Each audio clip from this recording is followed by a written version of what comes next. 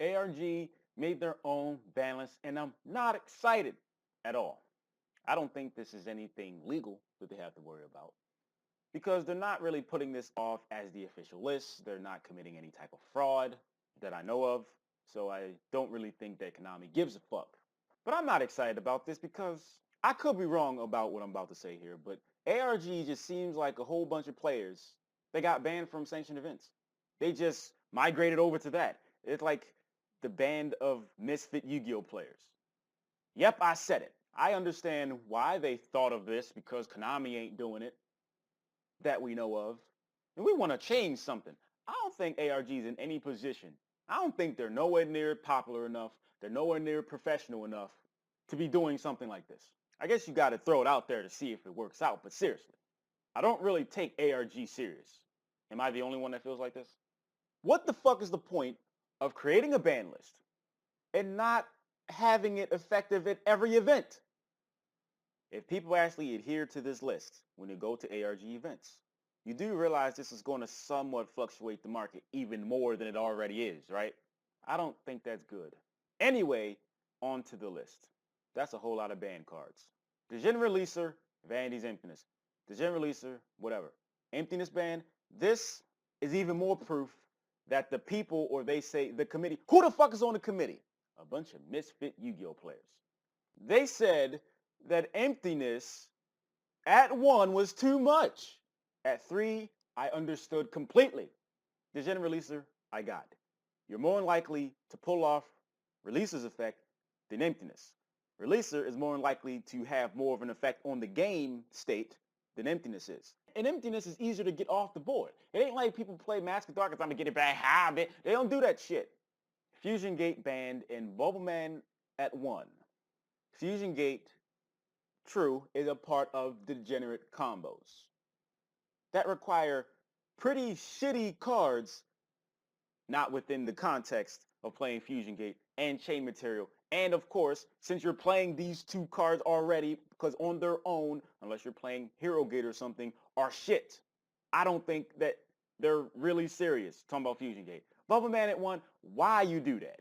If there's any hero card that should be doing any type of movement on the ban list, maybe it could be Stratos, but I gave you my argument on that.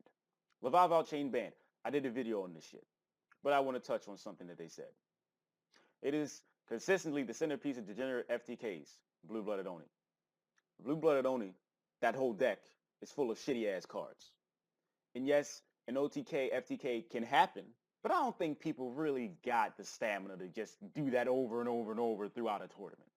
Overpower combo decks without Laval Chain, Infernities, as we know it, are not a deck. Necros Trishula, banned. I understood why the Synchro Trish got banned. But Necros Trishula is really that. Necros. It's only a Necros. And it is a powerful effect, but you can only do it once.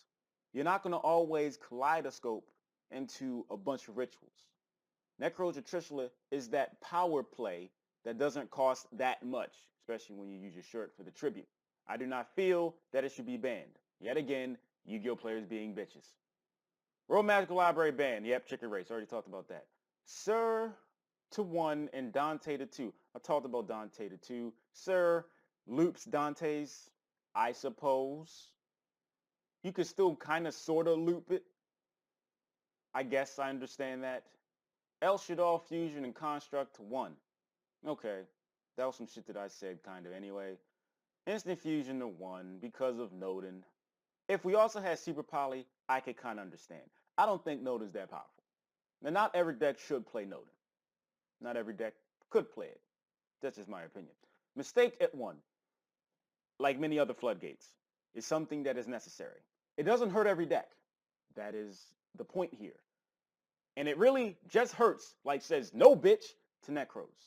That is something that needs to be done. It needs to be around. You're going to restrict Mistake.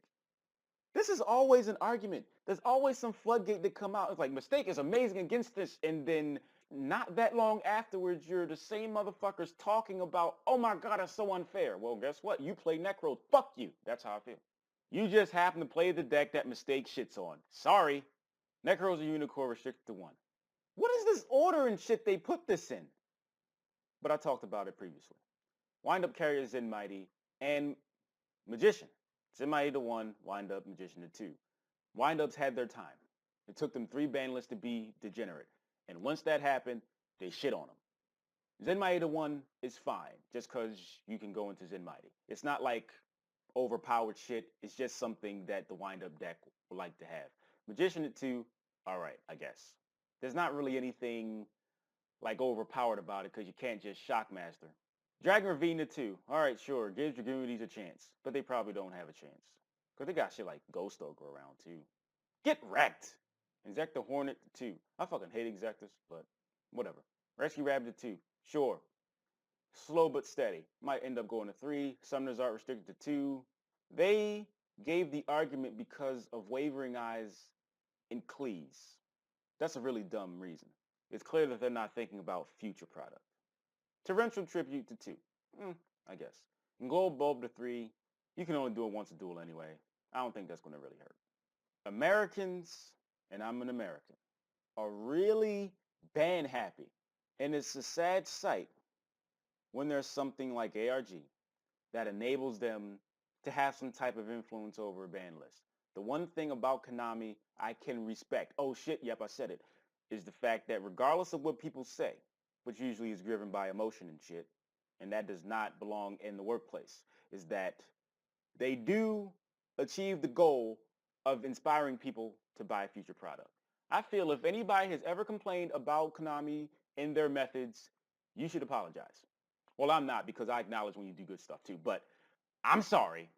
I'm going to never do it again, because this is actually worse if you was actually going to take this ban list seriously. I'm still waiting for the official ban list. How about y'all? So I'd like to thank y'all for watching. If you would like to support me in some form or fashion, all I really prefer you to do is spend literally seconds out today, click an advertisement. The money accumulated goes towards helping me pay rent. Thank you very much in advance. And I'm grateful and appreciative. You can find some time or some way to help me out.